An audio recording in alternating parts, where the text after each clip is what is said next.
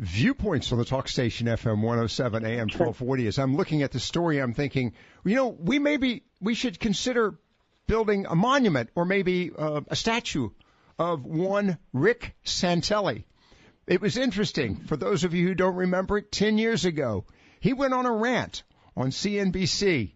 And out of that rant, well, folks like Jenny Beth Martin, who's joining us now, the Tea Party Patriots Citizen Fund, started an organization called the Tea Party Patriots. And with that, Jenny Beth, good evening. Thanks for joining us.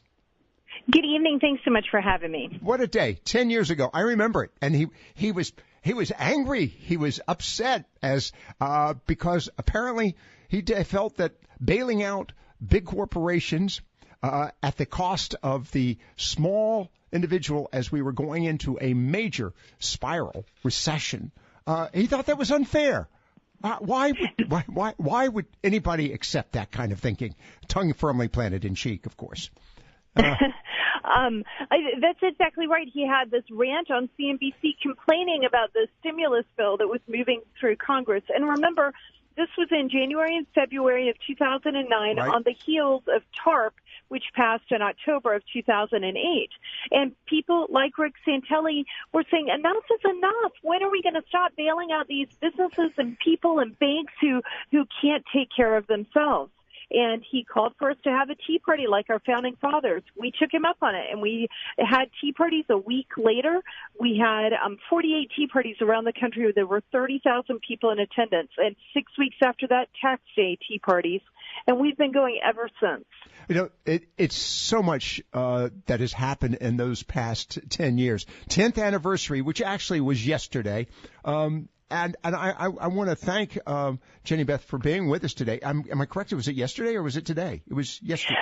Yesterday launches our 10th anniversary celebration. Okay. It was 10 years ago yesterday that Rick Santelli had the rant. Right. And we're going to be celebrating throughout the next year as we get to Tax Day and September 12th and throughout the year as we hit milestones from 2009.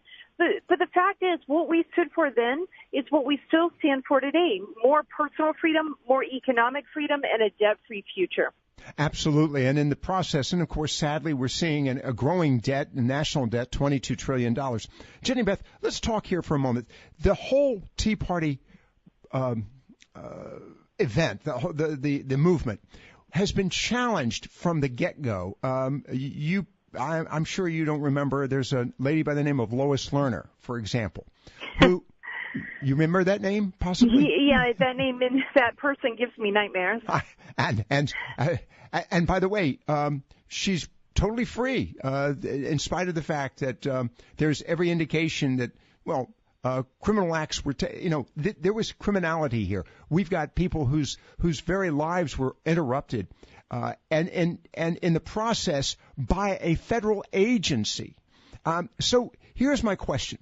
We've seen the challenges the Tea Party has faced over the past 10 years.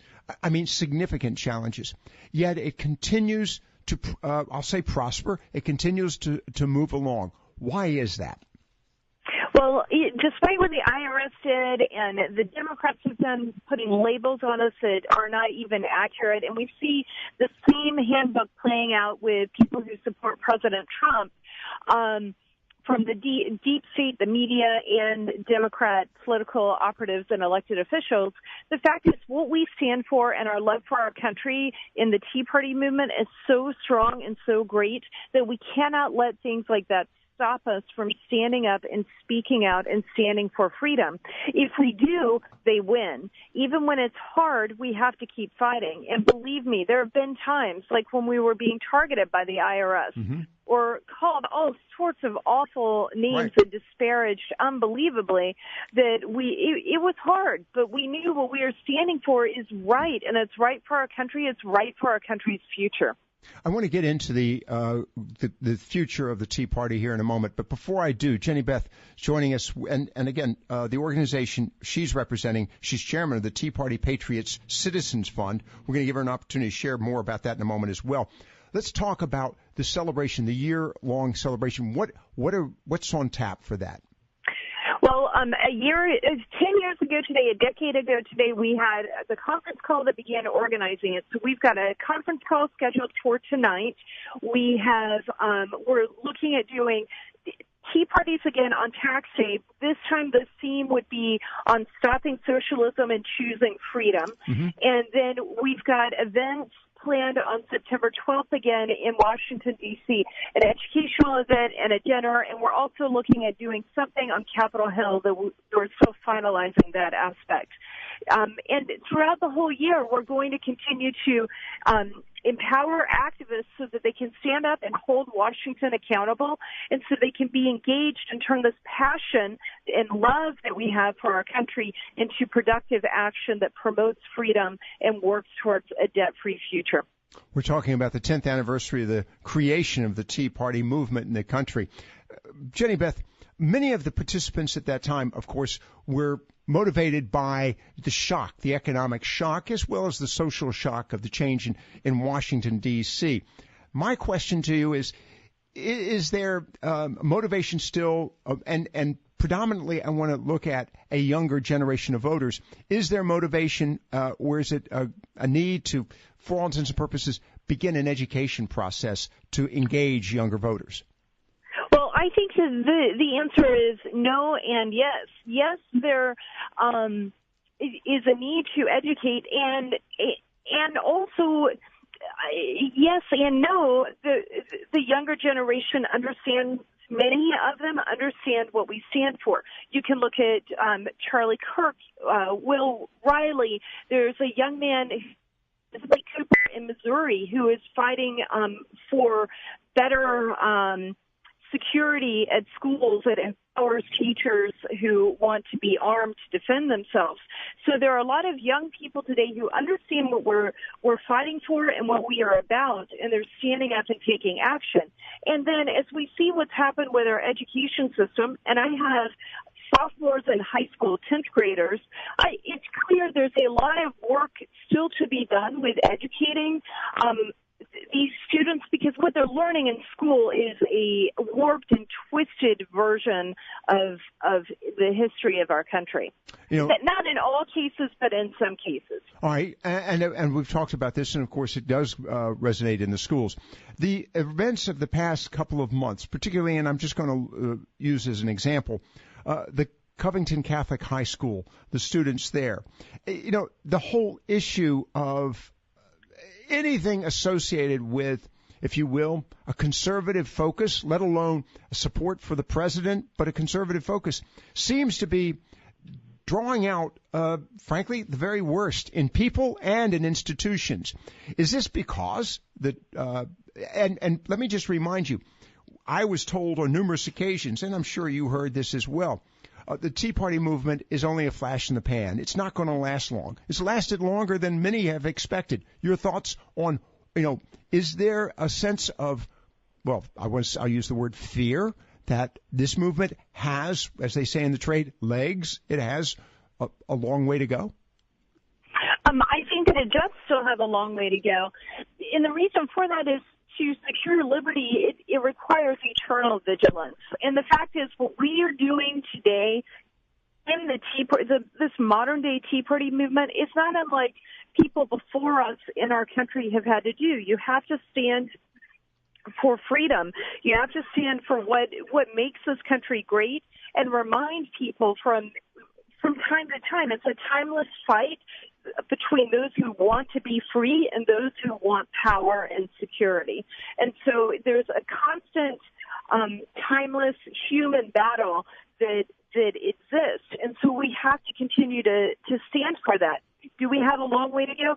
Absolutely, because this human nature is not going to end no matter which generation it is. So we're holding the baton right now, and we will be passing that on to the next generation, and they'll continue passing it on.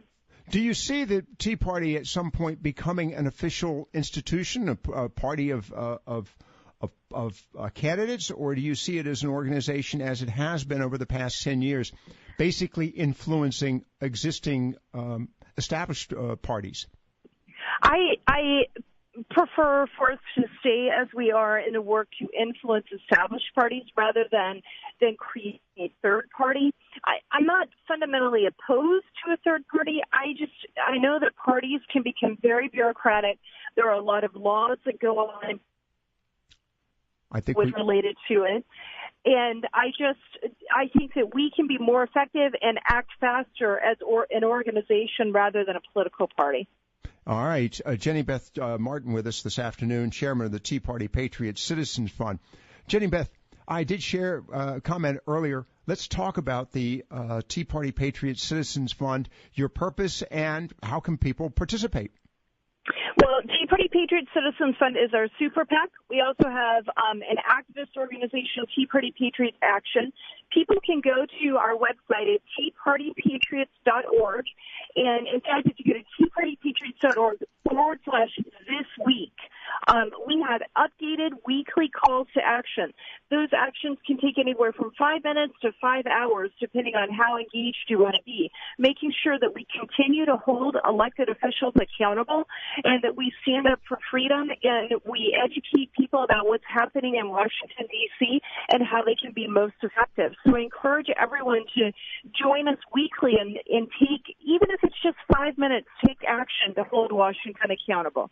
All right. And, of course, with the continuing attacks on the president, does that in many ways help your organization to keep it focused? With the attacks on the president, we certainly are standing by and supporting him.